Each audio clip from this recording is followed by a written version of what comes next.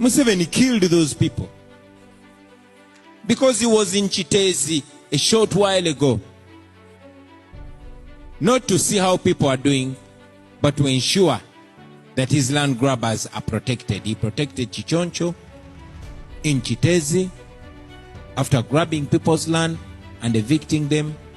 Nja kwongera okukinoganya era okukyogera lunywe nti namungi w'omuntu akyeyongera okugibwa mu ttaka eryambumbulukukidde abantu.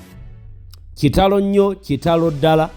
Nja kukyogera lunywe nti waliwo ebigambo ebiri mu kutambula ku nfa y'abantu bano abayitirivu ennyo, era naddala nga tutunuulira ebyayogeddwa Mwami Yoweri Kaguta Tibuhaburwa olunaku olw'eggulo, era ng'agamba nti abantu abo ddala babadde bagwana okubeera nga baggyibwawo mu kitundu ekyo.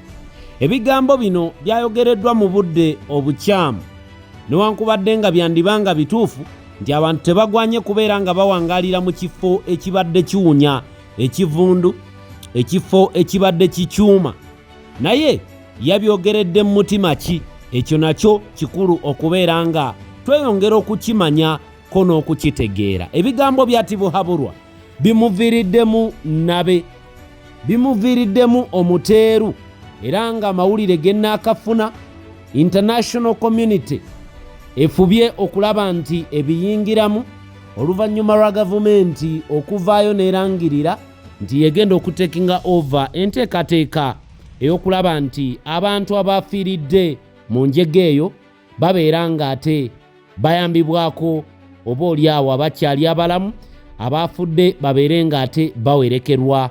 Gavumenti yeewaddeyo n'egamba nti egenda kutekinga over omulimu gwonna.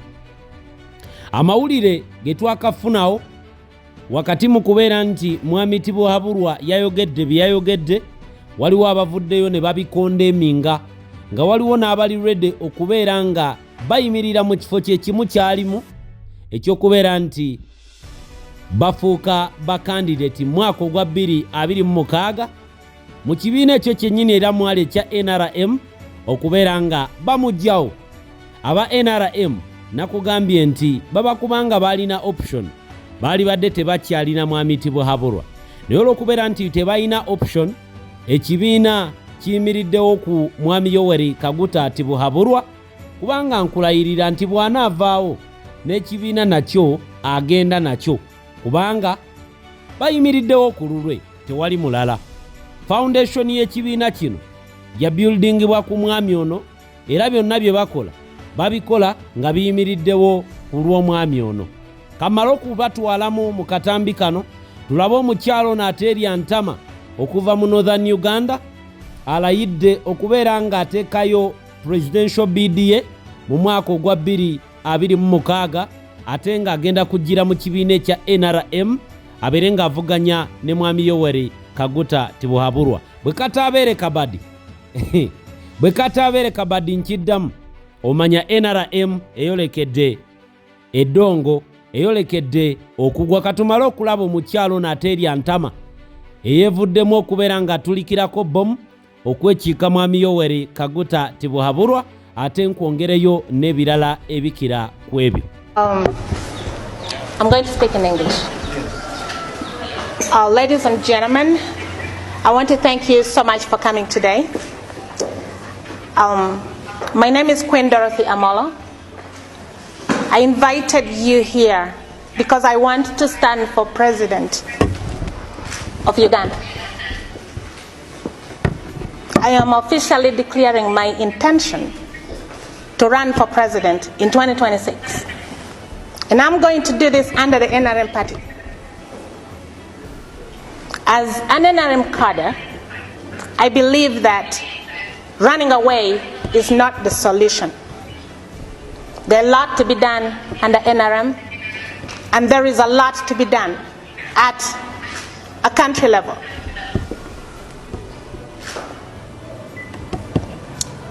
The reason why I called you today is because it's either today or never. And I want to ask every Ugandan out there that you have to come out and be counted. Our country needs saving. To save this country, it's going to be a responsibility of every citizen. Each one must raise their hand and be counted if we need change.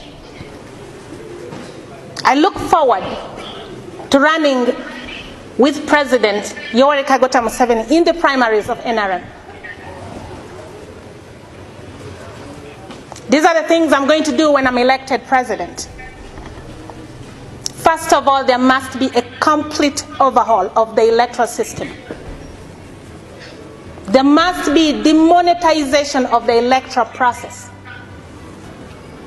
I will introduce a true transparency, a clear process of elections, so that we elect leaders that are capable of representing the people, not leaders being pushed, not leaders that are going through because a few members are interested in these leaders.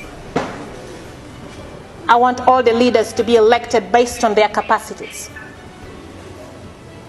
I am going to introduce something called split voting. The way I translate my split voting is a more transparent way.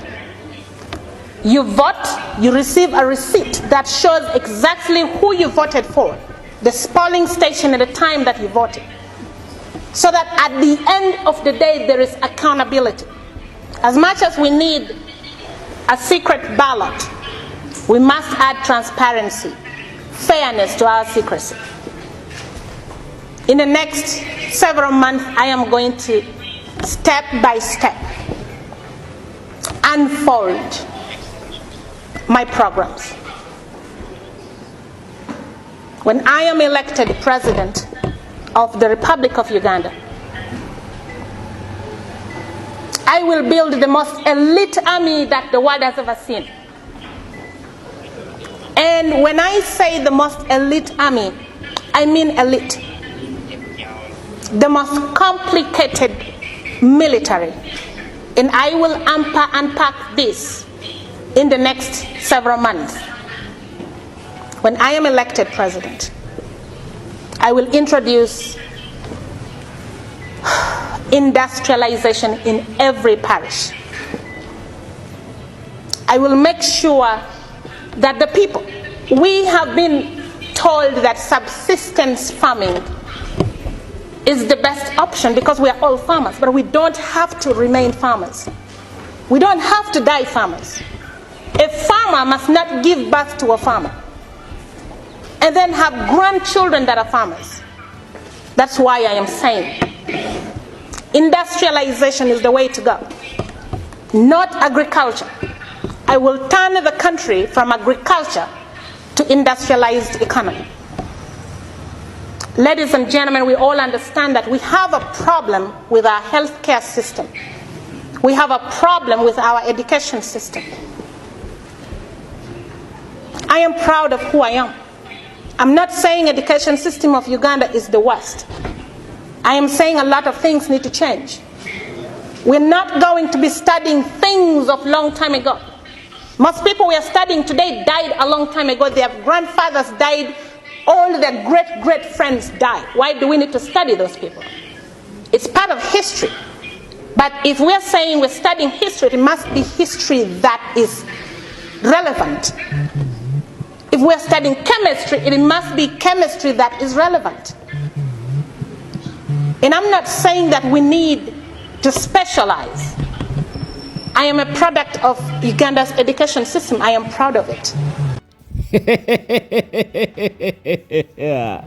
Fe bonna be munaatuleetera fe tuli beetefutefu yenna gwe munaatuleetera tuli beetefutefu okumweŋŋanga mwe mumanyi fe tuli ready okubeera nga buli yenna ajja gwe muteekawo mu NRM tuli ready okubeera nga tutunka naye. Tetugenda kweyongerayo ne gavumenti eno mu nfuga gye tufugiddwamu eno embi. Wakati mu ebyo byonna nga tubyogera ebigambo by'omukyalo oyo mubiwulidde n'enteekateeka ye mugitegedde, byonna byaleeta mubitegedde. Kyenva mbawadde akatambyako nga njagala era nka bapuleyingire mukamaleko. Buli muntu yenna ali welcome mu lutabalo luno olw'okulwana okulaba nti Uganda ekyuka. Naye agenda gy'ojja nayo bannayuganda gye bagenda otunuulira balaba oba obongerayo oba tobongera. Ffe tuyimiriddewo ku maanyi ga Kyagulanyi kubanga tulaba nga byonna byayogera bitugattako. Omukyala ayogedde nti ali proud ne education y'eggwanga Uganda. Naye ng'ekituufu kiri nti mu myaka 10-15 tugenda fulumya abaana abayivu naye nga bawutta. Abaana abayivu nga bawutta nga n'ebintu ebiri mu bulamu obwa bulijjo tebalina na ngeri gye batandikamu kubifunira solution. Ye Uganda gye tulimu era gye tuolekedde. Kakati nno wakati mu mbeera eyo ye Lord Mayor Lukwago avuddeyo n'aluma ogw'engulu atabukidde mwami Yoweri Kaguta Tibuhaburwa amugamba nti yanyoleddwa nnyo bw'awulidde mwami Tibuhaburwa nga yefuula atamanyi nti abantu bano bulijjo mu kitundu ekyo mwebali.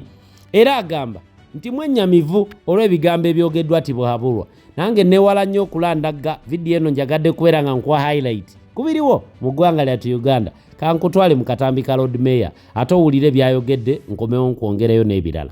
I got shocked when General Museveni was just complaining about settlement of the people here, asking who allowed these poor people to come and settle within the vicinity of this landfill, of this facility.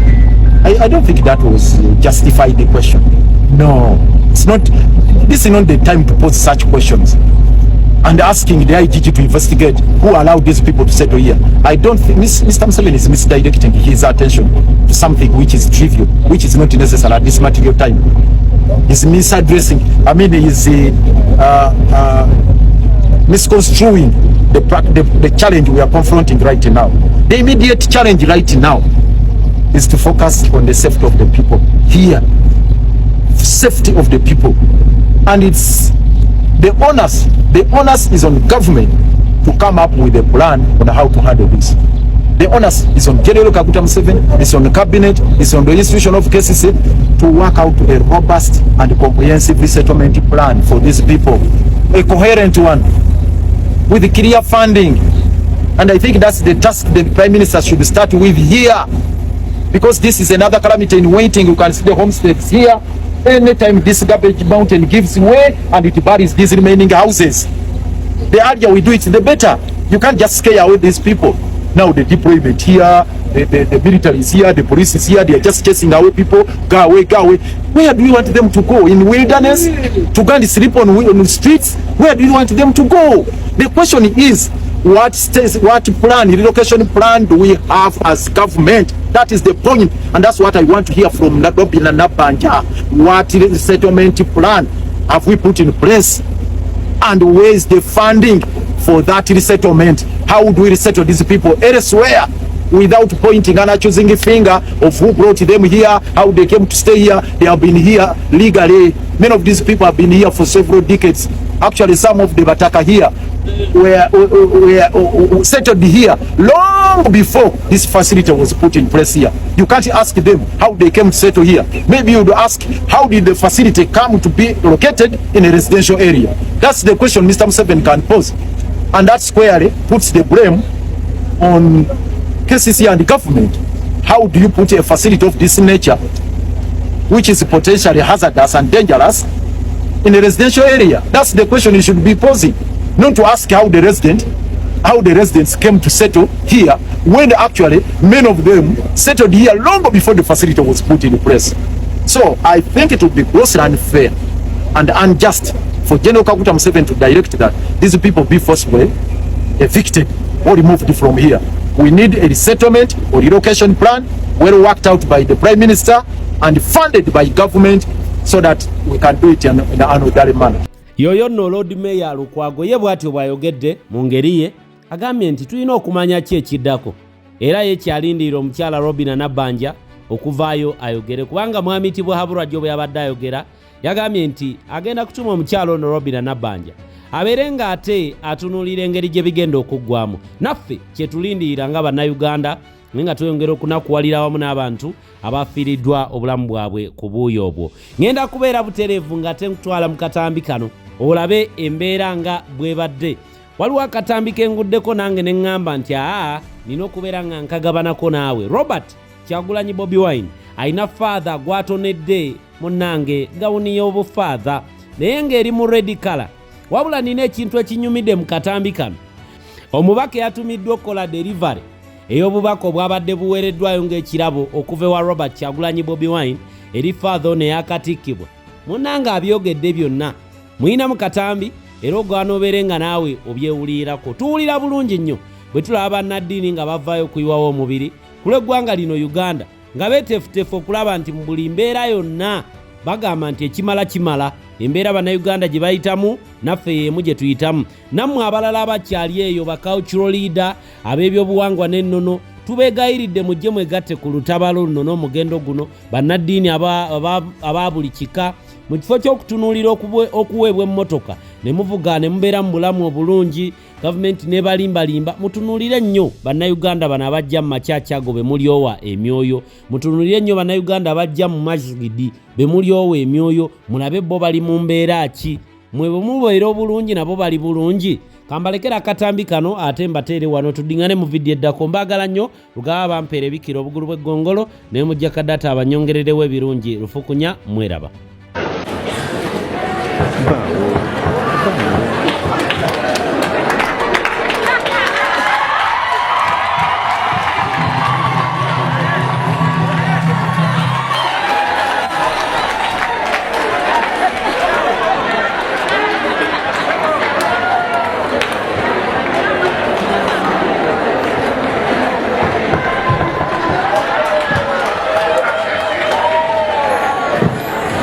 Tabitegeera fata mutuyambo ono tayitangayo ku seminary.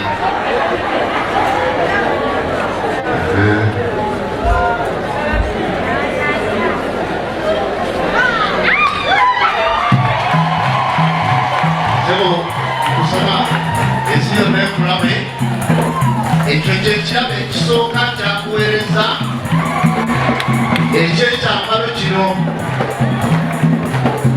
kyakale eno si lwa byabufuzi. Kyakale eno kubanga ffenna abali wano tulina omusaayi mumyufu. Kale ddala nnungi yeno naye mulungi amenvu tugalya naye olumala ekikuga ne tukisuula. Naye kakati eno ya musaayi, omusaayi ogutulimu naye ng'akusaba oyogere ekintu nga bwe kiri ng'oweereza ekituufu okiyita ekituufu ewatali kwekkereranya era olondewo waakiri okufa okusinga okwonoona. Ekirala omusalaba guno olaba yalonze nga kuliko wano bino byogenda okuweereza kubanga abakatuliki tulina amasaakalamenti 7 naye 2 gokka g'ofunanga sigako bw'oba ogafunye naye si ku lulwo. Amalala batiisi mwe bayiyo, konfirmansi ebayo n'amalala naye oldin ne matirimunyo tugafuna lw'abalala. Kati n'olwekyo lino esaakamenti bw'ofunye ly'abalala kuweereza abalala weetisa omusalaba ate bakutadde mu kkala eya yero ekitegeeza nti mu Uganda twakomererwa ku musalaba ogwa yero. Nago kangukuweere ddala omusalaba ogwo ogwetikke bulungi guli mu yero ogw'okujjukako ogamba Uganda twakomererwa ku musalaba ogwa yero naye tulina okwambala engoye emyufu okwenunula. Omukama abeere naawe akuwa omukisa sekonde yanzanyo bwe bubaka bwa pulezidenti.